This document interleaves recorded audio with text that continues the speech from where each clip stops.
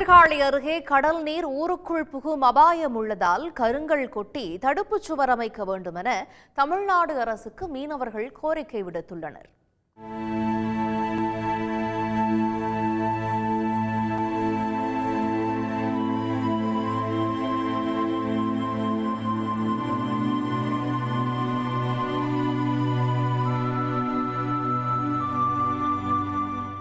சவுக்கு காடுகள் நிறைந்த இந்த கடலோர பகுதி மயிலாடுதுறை மாவட்டம் சீர்காழி அருகே உள்ள மடவாமேடு கிராமம்.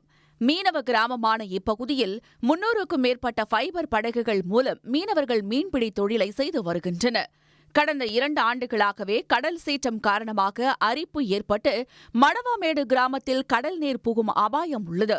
மேலும் கடல் அரிப்பால் சவுக்கு மரங்கள் வேரோடு சாய்ந்து அழிந்து வருவதாகவும் மீனவ மக்கள் வேதனை தெரிவிக்கின்றனர்.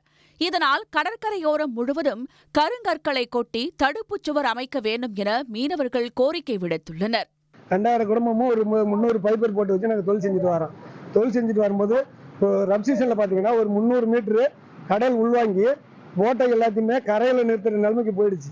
இப்போ உள்ள சுச்சுவேஷன் எப்படின்னா எங்களுக்கு நிறுத்துறதுக்கு அறவே இடமே இல்லை. வடக்காலையும் தெற்காலையும் சவுக்கத்தொப்பு அதிகமாக இருக்கு. அதையும் ஒரு 200 மீட்டருக்கு கடல்ல அரிப்பு ஏற்பட்டு அதுவும் உள்ள போயிடுச்சு. உடனடியாக முதலமைச்சர் ஆய்வு செஞ்சு இந்த வருஷத்துக்குள்ளேயே இந்த 2025க்குள்ளேயே எங்களுக்கு கல்ச்சர் அமைச்சு தரும்படி மிகவும் தாழ்மையான கேட்டுக்கொள்ளும். கடல் அரிப்பு உள்ளார வந்துகிட்டே இருக்கு.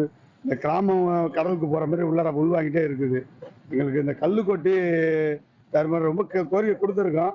நீங்க முதலமைச்சர் கவனத்துக்கு எடுத்து எங்களுக்கு கல்லு கொட்டி கொடுக்குமாறு உங்க தாய்மனும் கேட்டுக்கிறோம். தமிழ்நாடு அரசு விரைந்து தடுப்புச் சுவர் அமைக்கும் பட்சத்தில் தங்களது வாழ்வாதாரம் பாதுகாக்கப்படும் எனவும் மீனவர்கள் தெரிவித்தனர்.